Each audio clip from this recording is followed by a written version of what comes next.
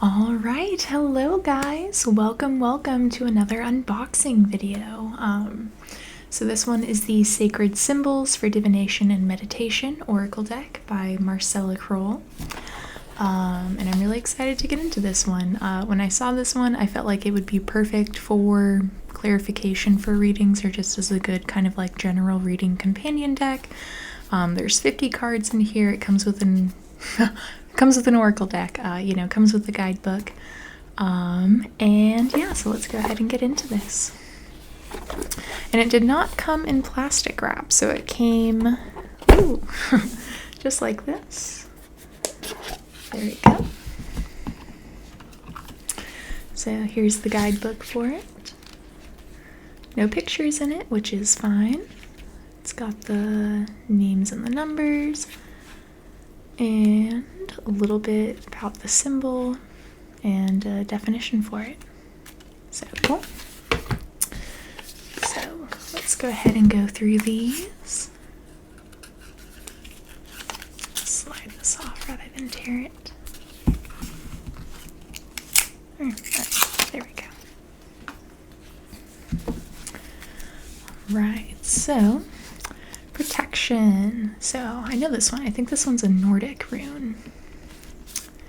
Divine Masculine. Interesting. That looks like the center of the like triple goddess thing, just without the little symbols. Actually, my other wedding ring has like. Hold on 1 second. I'm gonna go grab it. Don't know if it'll focus on camera, but yeah, if you look, it's got kind of like the same thing on there. I liked it because it had like it looked like the little triple goddess on the side. Now I know it's complete. It's got the Divine Masculine in there too. Oh, how special. I'm gonna have to tell my husband that. Oh, that's so cute. I'm gonna wear this one. Okay. So, pentagram for magic. New life, the Ankh. Affluence, I think that's the Sri Yantra, if I'm not mistaken. Yeah, Divine Feminine. Very nice. It looks almost a little bit like the Aquarius symbol. Karmic path. Saturn, yeah. The karma planet. Ooh, interesting. Shift. Like a kind of like angular infinity sign. Home. Square shaped. Makes sense. Earth. Relief. Another Nordic one. Ooh, good fortune. That one's cute. Past life. Egypt. Growth. Spiral. It would have been cool if it was like the phi ratio spiral. That's like the, I don't know, like ratio in nature and everything. It's like, you know, the golden spiral. You've seen it like memed and stuff in art lately. But I use it a lot in my personal art too. But that would have been cool. I use the phi ratio a lot to symbolize growth. Trust. That one's interesting. So let's see. I'm not quite sure what this one is. Let's see what the guidebook has to say about it. Okay. So, trust. Step into the unknown. All may not be revealed at this time. Makes sense. It kind of I couldn't quite reveal what the picture was. Trust in unseen forces. Meditate on this to let go of all attachments or possibilities. Free yourself from your dharma and increase your trust in your guides and the universe.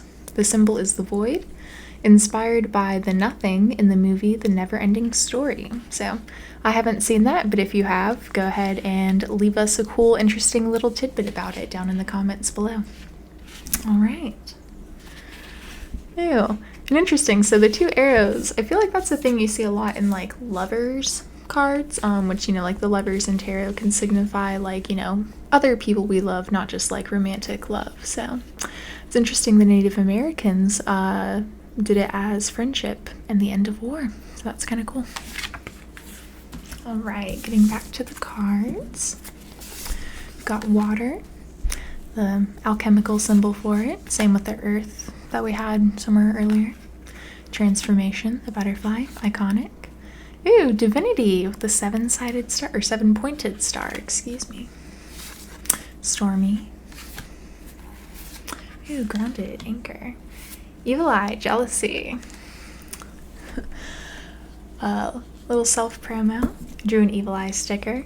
So I love that. I love working with the evil eye. I've got it all around the like windows of my house to kind of guard against poison arrows or like any, you know, just like wandering eyes looking in.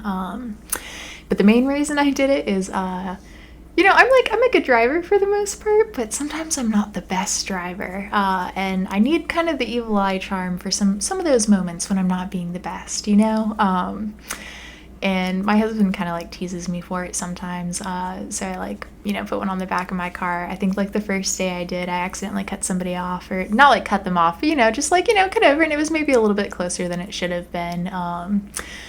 You know, and he was like, he made the joke that I should put one on all four sides of my car, but that's my little story about that. Focus, the bow and arrow. I'm going to do a few more and then I'll read another one from the book. Got truth with the quill, you know, writing stuff down. Ooh, boundaries. We'll go ahead and read that one.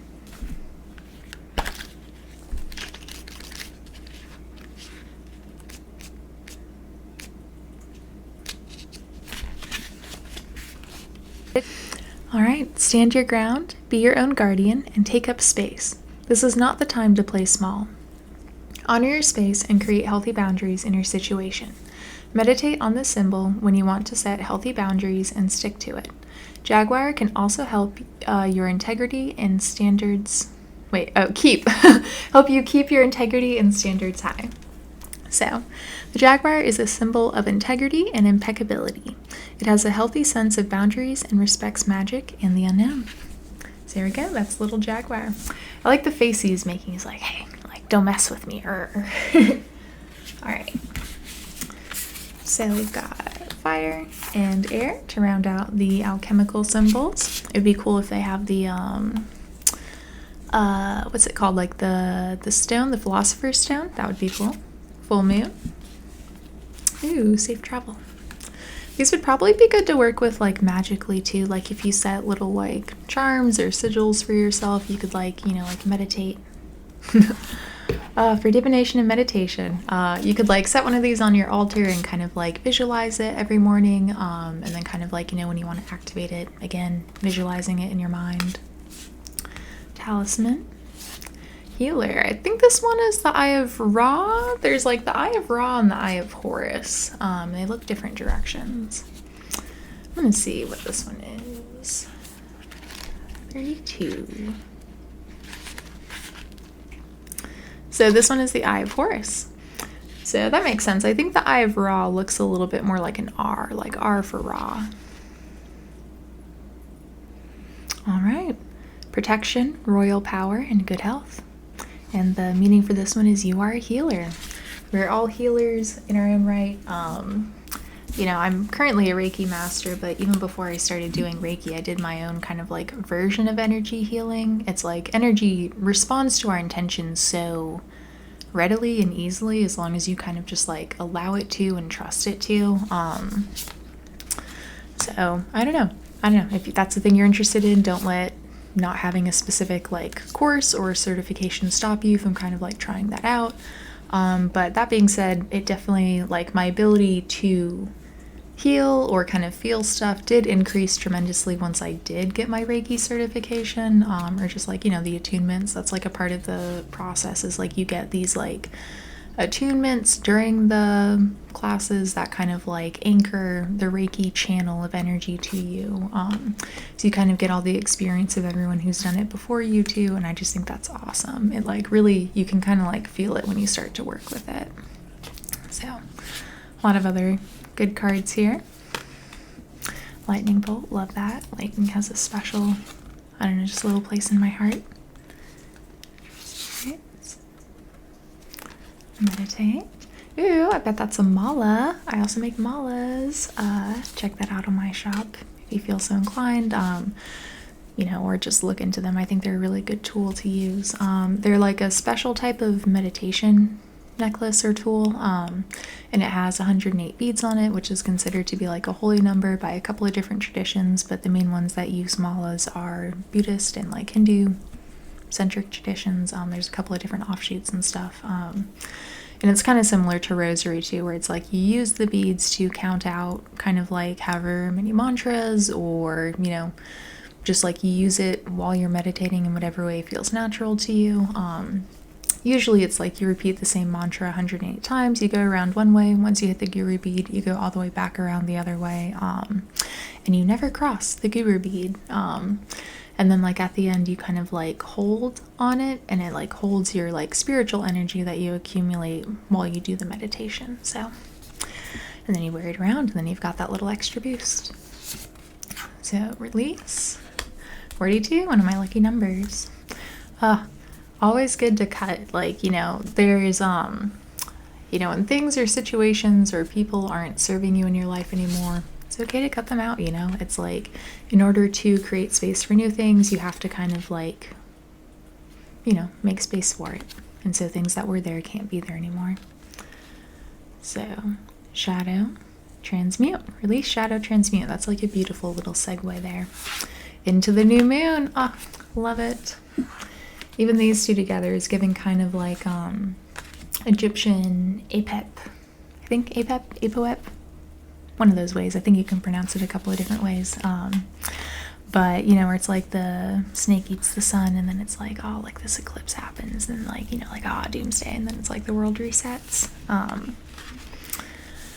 Similar to Ragnarok, but for them it was a wolf. Psychic. Ooh, soulmate. I like that one. That one's cute. Kind of similar to the psychic, Venn diagram-esque. And very last one, spiritual cleansing. That one may be the most like detailed of any of them too. So I like that one's kind of, I don't know, the last one. So there we go. There are the cards. I'm going to see if they have a like little, like layout thing in here that they recommend. If not, I'll do a couple of cards.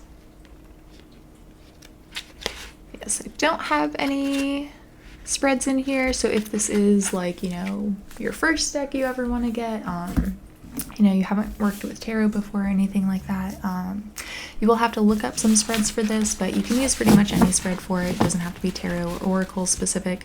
It's kind of just the positions of the cards, so it's kind of like what you're pulling for. You can always ask your own questions too. You don't always have to do what other people recommend. But okay, so let's pull a card for what we want the reading's theme to be about.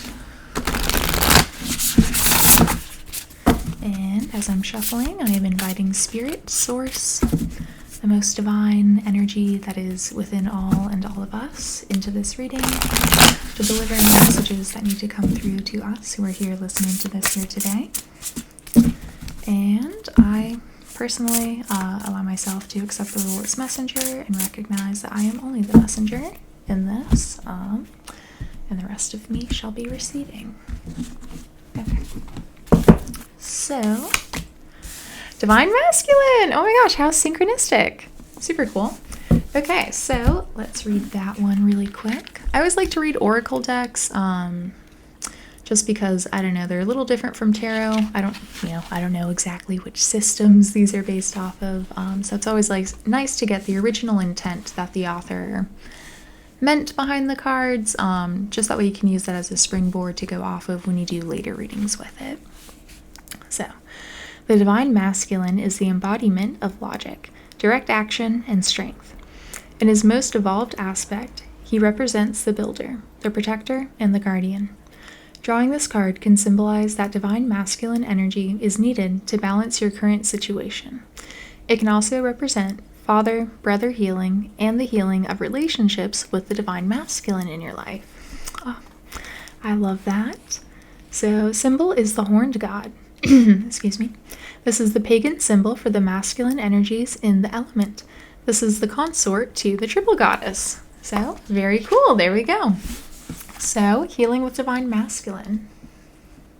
And so, I feel like people say the divine masculine a lot, but not a lot of people talk about what that actually is. And so that's kind of just like in a purely like not really getting into like this is how men and this is how women are, because men and women have like, you know, everyone individually has a personal mix and blend of their own masculine and feminine energies, and there is no 100% correct way to be a man or 100% correct way to be a woman. It's just you doing whatever feels right to you with whatever body you have and doing whatever you want with it, you know? But I think it's like in the kind of like yin yang, that kind of aspect of it, it's like the divine masculine represents this kind of like hard, rigid, kind of like more structured. It's like kind of like more rote information, like direct, straight lines, kind of like angular, that kind of vibe. And then the divine masculine is the kind of like soft, receptive, kind of like nurturing, growth, free-flowing, like fluid, watery. It's like rather than straight and like direct, it's kind of like fluid and it's like it like flows. It's like fluid and flows. So it like, I don't know, there's a little bit more expansion. That's why creativity happens with the divine feminine, but it's like things like information and like I don't know, like things that kind of build off of each other in a kind of more informed way. Those are kind of more divine masculine. It's like the masculine is the information, and then it's like the feminine is the intuitive. So, okay, so healing around the divine masculine. So what is the healing that needs to take place? I'm going to cut one more time because I didn't ask the question first. Or not. Okay, there we go. Sorry, sometimes the cards do weird stuff, you know? Okay. So here, we've got water and transformation. So I talked about the water, very interesting. So that was kind of, I guess, confirming the thing that I was just talking about. And transformation. So I feel like kind of like with the water and the divine masculine here, I feel like sometimes one of the ways that we can heal one area of our life is kind of like counterintuitively by working or healing like a different area of our life. Like sometimes we feel like we're not being rigid or structured or have enough kind of like something, you know, going for us, but really we're kind of needing a little bit of softness or intuitiveness to kind of like come into our life. But it's like, because we think the problem is in one area, we're not kind of doing this other thing instead. And also, you know, one of the things that this said this could represent was just like masculine people in our lives. And so with that, water in tarot represents the emotions. And so it's kind of like healing that with some softness, some like nurturing, some emotional, I don't know, just kind of like healing or something. So we'll do this one. So emotions, receptivity, and a connection to bodies of water. Drawing this card is a symbol of connection to your emotions regarding your question or situation. Allow yourself to be open to any changes of direction and let the element of water guide you in the right direction. Meditate with this symbol by a body of water, in the bath or with a vessel of water to help keep the emotions pure and to assist you in being more flexible. And then it is the alchemical symbol for water. And I feel like for this too, you know, water doesn't create the shape of its vessel. That would be more of a divine masculine thing, but it flows freely kind of like through just the path that is provided for it. And it also flows through the path of least resistance too. I feel like sometimes we feel like we have to do the things that are really hard to us in order to feel accomplished or achieve things. It's kind of at me a little bit for some things. But sometimes it's like okay to do the things that feel easy to you. Like if you are, let's say, in a job that feels a little bit hard, but maybe you kind of like that it's a little bit hard or something, but it's like, I don't know, kind of a little bit grueling or something, or you kind of just like that you have the title of your job, but you're really not into it. But let's say photography or tarot or something else is like really easy to you, and that's the thing that other people, you know, have a profession at. Maybe that's the thing you could do. You could do the thing that has the path of least resistance to you. It's the thing that's easiest to you because that's kind of the thing that's probably a little bit more in alignment with your purpose. And that, I think, will ultimately lead to transformation here in 19. So the metamorphosis with the butterfly. I'm going to go ahead and read this first before I get talking. Okay. So, transformation. The butterfly goes through many stages before it becomes the beautiful creature it is. Honor your process and allow your beauty to be seen by all. Wear more color to help announce the arrival of your exquisite transformation. Meditate on this when you want to call in more beauty, grace, and acceptance during times of transition. And the symbol butterfly, a butterfly is a powerful symbol of transformation. And particularly for the butterfly too, it's like when caterpillars go through their whole process of like eating, and then like transforming into their little like cocoon, chrysalis kind of like stage. It's like, I think I remember like hearing on a science video and then like rereading it somewhere, so I'm pretty sure this is right, but I think they like actually like dissolve fully like in their cocoons. It's like they dissolve into goo, and then just like their cells have, in their DNA, they just intrinsically know what to do. They know to rearrange themselves into butterfly form, it's like they turn into wings, these things that were just like, little bits of stomach goo, I don't know. And so through the transformation process, it can feel like a lot of things are kind of like unraveling, and you can feel like you're turning into goo. Oh my god, I actually had a dream like that at one point. It was like, oh my gosh, I was playing so much Overwatch at that point. It took place on one of the Overwatch maps, but it was like, I don't play it anymore, so don't ask for my gamer tag or anything. But it was like, the dream was like, I don't know, it was like, I was there with like a lot of people, just like, regular people, and just all of a sudden, just like everyone turned into like goo, and then everyone's like, just like gelatinous, cartoonish goo almost, not like anything gross or whatever. And then it's just like all the goo kind of like merged together, and then it just kind of like poof, I was just like in the countryside in a different body as a different person in the car with somebody who I just knew was my partner. At the time we weren't married then. And we were just in the car, and we both just kind of looked at each other, and we were kind of like, I thought things would feel a lot different like after the world ended, but like, like here we are, and just kind of like kept driving in the car through the countryside. And so it's like, sometimes stuff just kind of happens, and then like all of a sudden, poof, you're on the other side and things are okay, but it's like, it's okay to allow that kind of like dissolution process to happen, because it needs to happen. Again, it's like you need to be able to kind of like cut things out of your life in order to make way for the new things to come in. When you're gardening, if you like, just allow the weeds to, let's say it's been a season, and so the weeds have overgrown your garden, the weed just does that.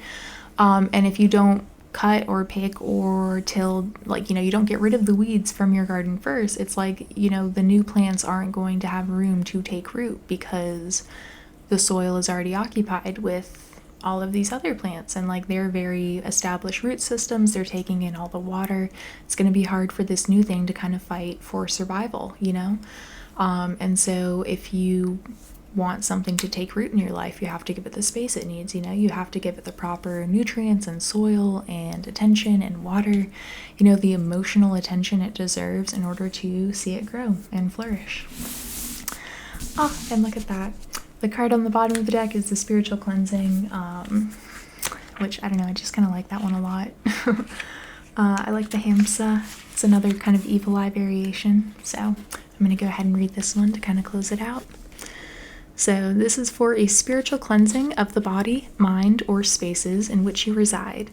There is an imbalance, stuck energy, or heaviness in your environment that needs to be released before you proceed further. The symbol is Hamsa. I think it's Hamsa, actually, not Hamsa. Hamsa. Hamsa. So Hamsa is a palm-shaped amulet popular through the Middle East and North Africa. The word Hamsa, also spelled Kamsa, and Hamesh, means 5 and refers to the fingers of the hand. In Jewish culture, the Hamsa is called the hand of Miriam. In some Muslim cultures, the hand of Fatima. So there you go. So blessed may you blessed may you guys be. Thank you so much for watching this video. Thank you so much for watching this reading, and for watching the deck review. I think this is an awesome deck. Clearly, I think it's an awesome standalone deck, especially if you are kind of a little bit more familiar with some of the kind of like terms and symbols used in, I guess, kind of like the modern spiritual tradition. You know, these are a lot of things that a lot of different sources pull from, I think. And it draws from a lot of different sources, and even if you don't know everything or you just kind of like it and you want to get into it, I think this could definitely help you learn. I think the definitions in the book could be a little bit more fleshed out, like with the butterfly. You know, it just kind of said the butterfly was a symbol of transformation, and so I had to go based off of my personal knowledge to get a little bit more deep into it, but you know, I think that's fine. You know, I think it's a simple deck, but I think kind of like simplicity isn't always a bad thing. I think it kind of lends a lot of room for personal interpretation, where someone else may have seen this and they could have drawn on its migratory paths, and how, you know, sometimes it's like a butterfly won't even make it to the full end of its migratory path. Like, you know, it like reproduces and then passes away, and it is on to its children to complete that full migratory path. And that could also be a thing of transformation, where it's like, you know, you kind of like go part of the way and then you leave it up for just kind of like, maybe you put it aside for a little bit and you come back to it, and that's totally fine. Yeah, there we go. Thank you again so much. Gosh, I keep kind of going into my like ending the video. I'm still kind of new to doing these, so I'm trying to remember all the things that I have to do. But here is the deck again, Sacred Symbols for Divination and Meditation, the Oracle deck. I do sell this on my website. Kind of like a thing I like to do is sell all the decks that I use, because I think that's a nice way to, I don't know, just like form a connection or something. Or it's like, you know, if you like a deck that I use, but maybe you don't necessarily want to get a reading, or kind of like the free ones that I do on here are kind of, you know, all that you really need right now. You don't need anything more specific, but you still want to support me. You can always buy a deck on my website if that's the thing you want. So yeah, I've got that there. It is going to be linked down below, but it is shaman-studios.com. I am Shaman. Thank you so much, guys, for watching. And I'll see you in the next one. Bye.